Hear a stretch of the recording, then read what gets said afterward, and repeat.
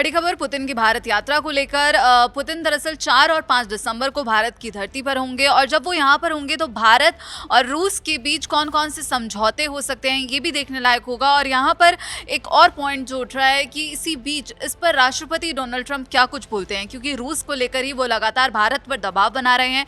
भारत पर टैरिफ उन्होंने लगाया रूसी तेल का नाम लेकर और लगातार ये कहा कि भारत यूक्रेन को फंड कर रहा है, यानी कि यूक्रेन युद्ध को भारत सीधे सीधे यहाँ पर फंड करता हुआ नजर आ रहा है। लेकिन इसी बीच अब पुतिन भारत यात्रा पर आ रहे हैं और पुतिन की जो भारत यात्रा है उस पर क्या जानकारियां निकलकर सामने आ रही हैं, इसके लिए हमारे साथ जुड़े हैं चेतन, उनसे जानेंगे। चेतन, अब पुतिन भारत की धरती पर होंगे और वो जो नज़ारा होगा वो देखने लायक होगा, क्योंकि वो सीधा अमेरिका में भी टेलीकास्ट हो रहा होगा और कहीं ना कहीं अमेरिकी राष्ट्रपति डोनाल्ड ट्रंप अपनी टीवी पर उसे जरूर देख रहे होंगे।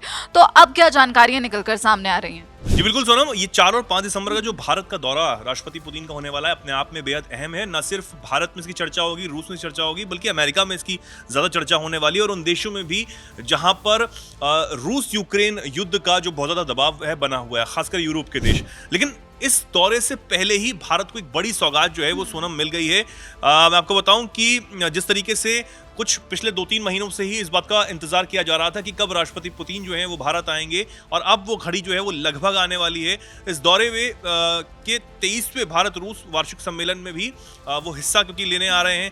इस दौरान व्लादिमीर पुतिन की प्रधानमंत्री नरेंद्र मोदी से मुलाकात होगी, राष्ट्रपति द्रौपदी मुर्मू जी से वो मुलाकात करेंगे। इसके साथ पुतिन के दिल्ली के इस अहम दौरे से पहले रूस की संसद, स्टेट डूमा जिसे कहा जाता है, उसने एक अहम सैन्य समझौते की पुष्टि का ऐलान यहाँ पर भारत के साथ कर दिया है। रूस की जो संसद है पुतिन के दिल्ली आने से पहले वो भारत के साथ एक जरूरी मिलिट्री समझौते को मंजूरी दे चुकी है। दरअसल इस साल फरवरी में 2025 की बात हो रही थी कि भारत और रूस के बीच reciprocal exchange of logistics agreement RELOS यहां पर हुआ था। यह एग्रीमेंट स्ट्रेटेजी मिलिट्री कोऑपरेशन बढ़ाने के लिए किया गया।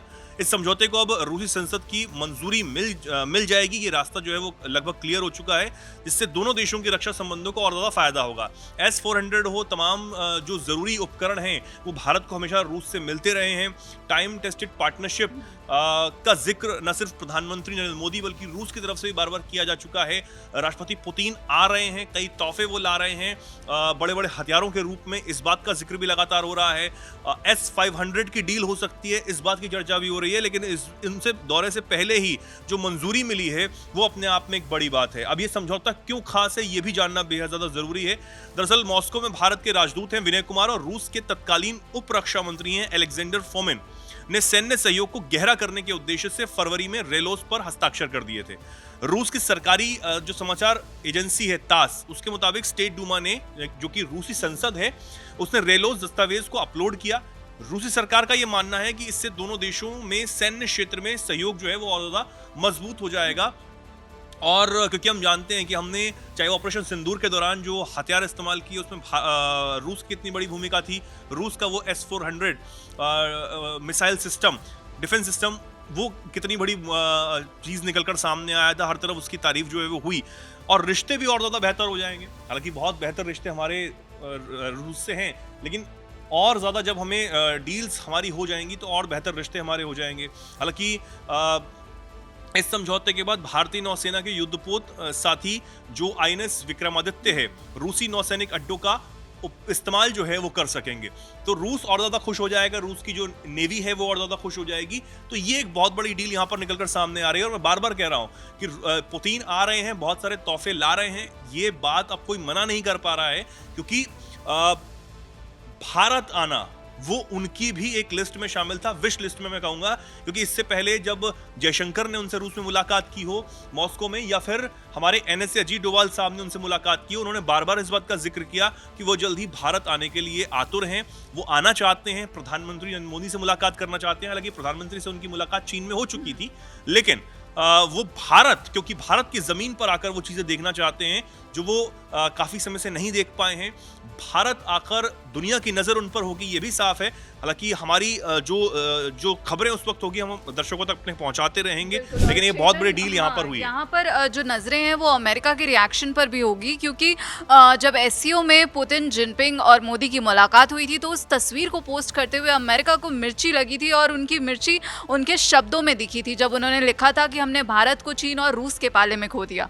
खैर वो उसके बाद भारत की तारीफ करते हुए भी नजर आए, क्योंकि कहीं ना कहीं राष्ट्रपति ट्रंप जो हैं उन्हें भी ये अंदाज़ा हो गया है कि भारत की ताकत कितनी है, और अगर अमेरिका को यहाँ पर अपना वर्चस्व बढ़ाना है, अमेरिका को सुपर पावर ही बने रहना है, तो उसे भारत का साथ नहीं छोड़ना होगा। ये अब अमेरिका के लिए एक बहुत बड़ी यहाँ पर समस्या बनकर उभर रहा है। लेकिन इसी बीच अब रूस के राष्ट्रपति व्लादिमीर पुतिन जब भारत की धरती पर होंगे तो वो क्या कुछ फैसले यहाँ पर क्या कुछ बयान देते हैं, और भारत और रूस के बीच क्या नई डिफेंस डील्स होती हैं वो भी देखना होगा, और ट्रंप का रिएक्शन तो देखने लायक ही होगा।